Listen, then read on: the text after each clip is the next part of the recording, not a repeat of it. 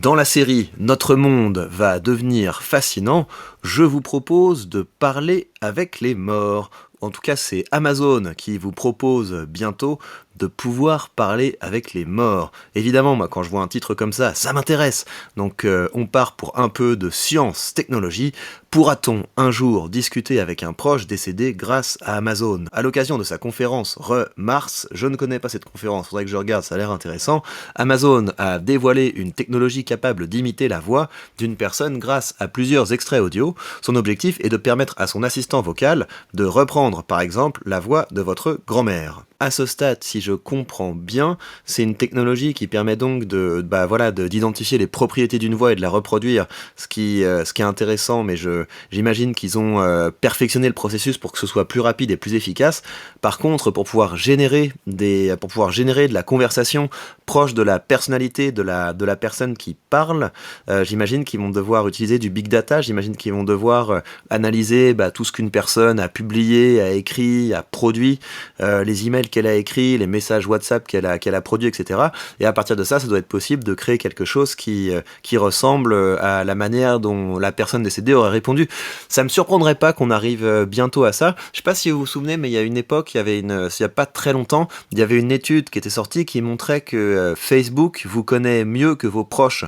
Pour cette étude, il se basait sur des personnes qui avaient liké des publications sur Facebook. Enfin, même pas beaucoup de publications en fait. Il prenait l'historique d'une personne qui avait liké une centaine de publications à Facebook. Et à partir de ces informations, on faisait passer un test de personnalité au candidat, donc avec des questions du type dans telle situation, est-ce que vous faites plutôt comme ça, est-ce que vous considérez plutôt comme ça, et ensuite on demandait à un proche de deviner ce que la personne avait répondu, donc ça peut être son mari, sa femme, ça peut être ses enfants, ça peut être son frère, etc.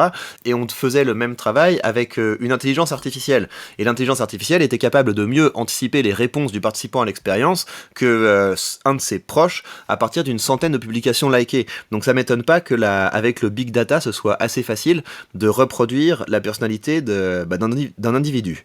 Alors, Amazon joue avec le feu. Si le sujet de la résurrection virtuelle n'est pas nouveau, le géant américain vient de franchir un nouveau pas avec une technologie dévoilée le 22 juin lors de sa conférence Mars. Les scientifiques en charge d'Alexa, l'assistant vocal d'Amazon, ont mis au point une technologie capable d'imiter la voix d'une personne en écoutant plusieurs extraits audio originaux. 1 minute de discours permet à l'IA de parler longuement avec une voix semblable à celle de la personne tampon. C'est pas mal, hein. En 1 minute de discours, ils sont capables comme ça de scanner et de reproduire la voix. Mais ça nous dit toujours pas sur quoi ils se basent pour recréer de la conversation.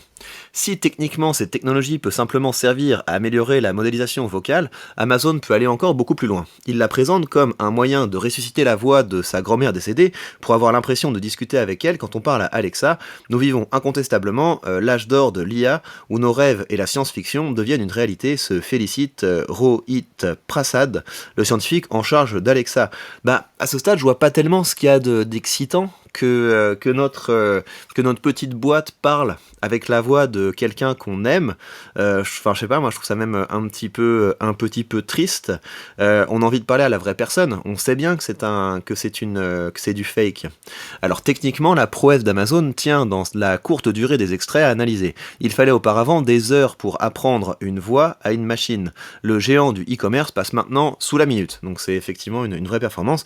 Cependant, ce qu'il fait n'est pas inédit. Il n'a jamais été techniquement difficile d'imiter une voix à partir d'extraits originaux et de deep learning, la machine analyse plein de morceaux, les met en relation et crée elle-même une modélisation. En revanche, éthiquement, cela pose problème.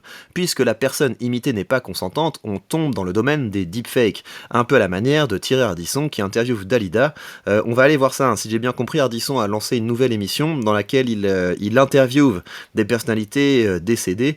On va regarder, c'est intéressant pour voir un petit peu ce que ça donne. À ce stade, ouais, effectivement, ça va soulever des casse-têtes juridiques super intéressants. Imaginez qu'à votre mort, on recrée une version de vous plus vraie que nature, qui commence à dire des choses qui vont à l'encontre de ce que vous pensiez, etc. Qui commence à dire des grosses bêtises. C'est assez étonnant. Hein. Je sais. Il va falloir mettre un petit peu d'éthique là-dedans, et on va avoir une compétition entre la vraie version de vous décédé et plein plein de fausses versions, de copies, etc. Il faudra faire certifier. Voilà, peut-être qu'on va enfin trouver une utilité à vos machins, là, les NFT.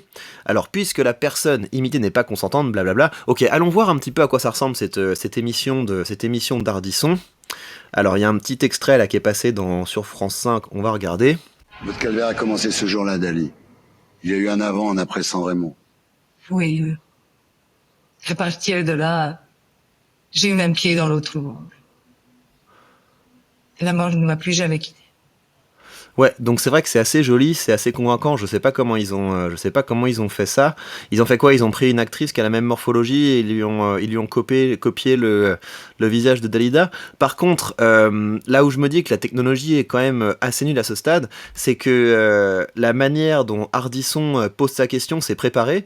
Donc ça veut dire que tout est scripté, ses questions sont scriptées, les réponses sont scriptées. Donc c'est juste un gadget qui à ce stade permet de représenter de reproduire une voix, mais c'est pas quelque chose qui permet de générer du discours et de la pensée. Donc pour le moment, ça a l'air quand même un peu faiblard. Mais sinon, c'est une assez bonne idée d'émission, hein, ça. Le fait d'être capable de faire revenir des personnages historiques pour les interviewer. Alors bien sûr, il y a une dimension fake, mais dans un côté divertissement, un petit peu histoire, parce qu'il peut y avoir du travail intéressant pour essayer de reconstruire ce qu'une personne aurait dit, etc. Et Ardisson, on en pense ce qu'on veut. Il a souvent lancé des types d'interviews assez originales. Donc c'est bien qu'il se connecte à la technologie. Ça peut être assez intéressant. Affaire à suivre.